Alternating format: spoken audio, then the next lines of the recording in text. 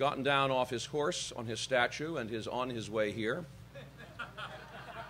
doubtless with a view toward chastising me in the time-honored fashion of the goggle-eyed snapping turtle. So if you hear me go ouch at any point, just look around behind me for a snapping turtle. For those of you, however, who are not snapping turtles, let's have some questions. John, right away in the beginning.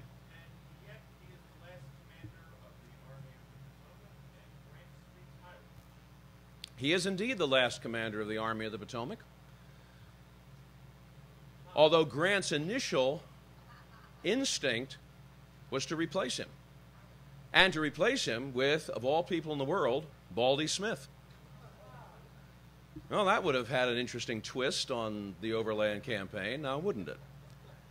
The truth of the matter is, though, that although Grant kept Meade in place, he did so mostly out of the political perception that removing Meade was going to take a bad situation and make it worse, which it no doubt would have.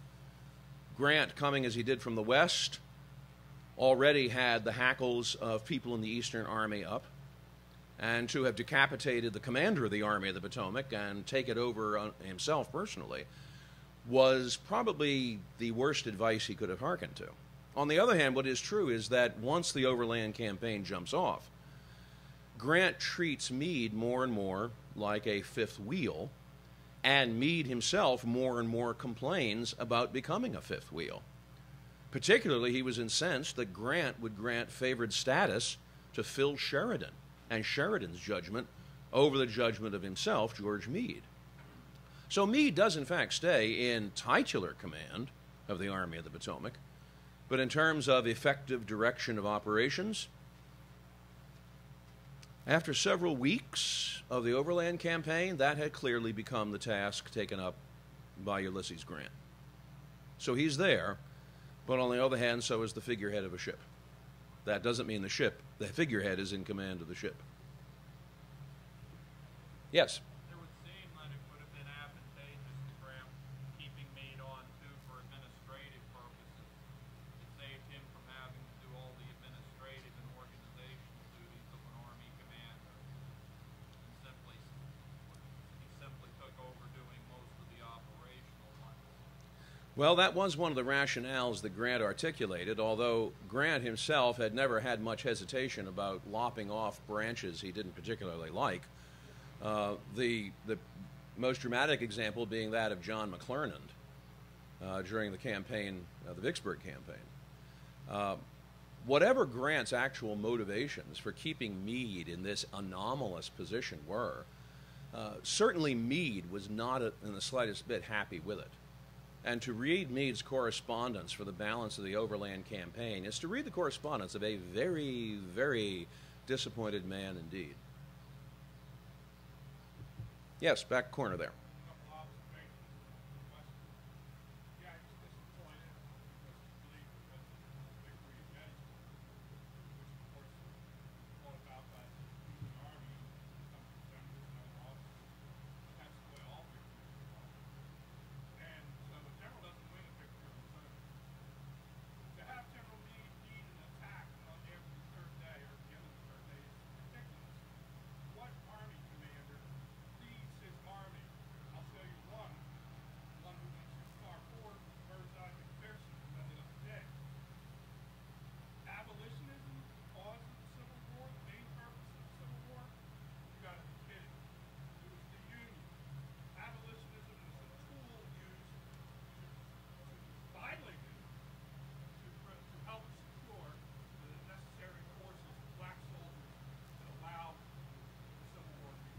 Well, let me respond to both of those points.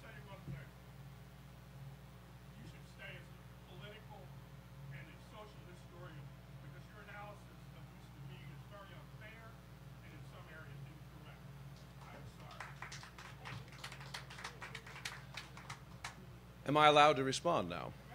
Thank you. Very kind of you. Let me say, first of all, that there is, in fact, a very good example of someone doing exactly what Meade did not do, and his name was Wellington. At Waterloo, when he said, after the repulse of Napoleon's guard, to his own brigade of guards, up guards and at 'em. That did not happen at Gettysburg. Now, don't tell me then that there is no example of that, because there is. Are you going to let me respond to your questions, or is this going to be an ongoing commentary? All right, I'm going to respond to the second point now. The second point is, if slavery was not at the very core of what was going on in the war, and if the political dissensions in the Army of the Potomac were not about abolition, then I am at a loss to know what the Civil War was about. Look at the commanders of the Army of the Potomac, the Corps commanders. You have 7 Corps commanders. They are a house divided on politics, and they knew it, and the testimony that was given afterwards confirmed it. Always the testimony comes down. McClellan and Meade made their decisions, personnel and otherwise, on the basis of politics. This was the testimony before the Joint Committee on the Conduct of the War. This was the testimony that was given in supplemental reports. You may not like that conclusion, but there is the bald, simple fact of it. I do not like that conclusion, but like the umpire at the baseball game, I can only call the balls and strikes as I see them.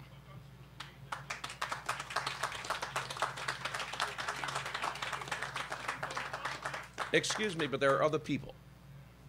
Question here.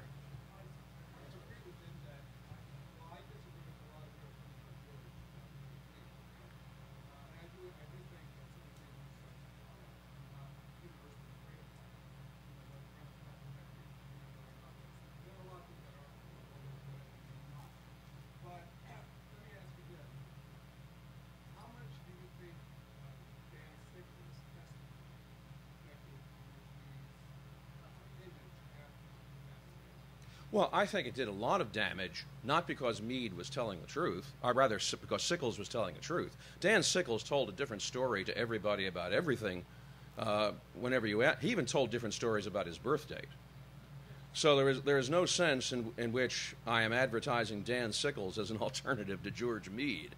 Far from it.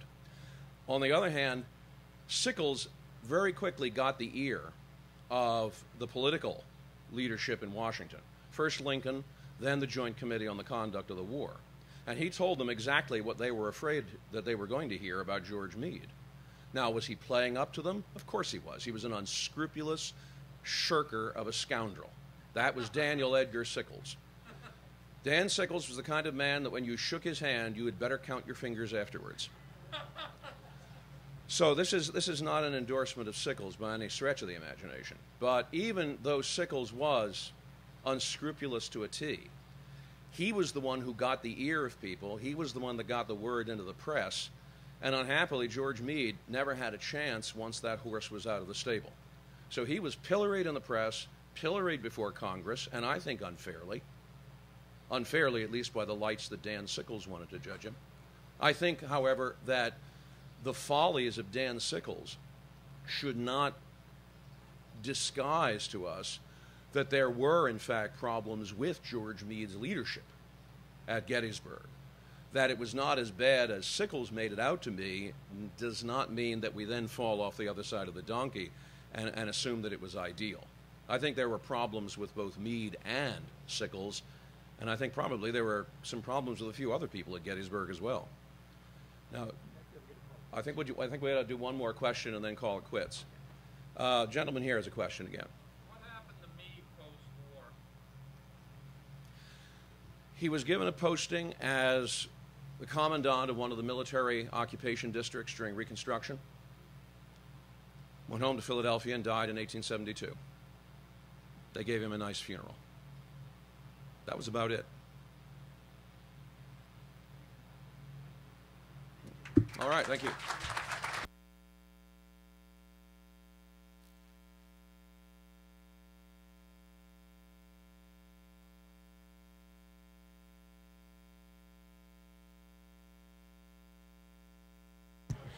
I do want to remind you that Dr. Gelzo will be signing his books in the lobby of the Visitor Center very shortly.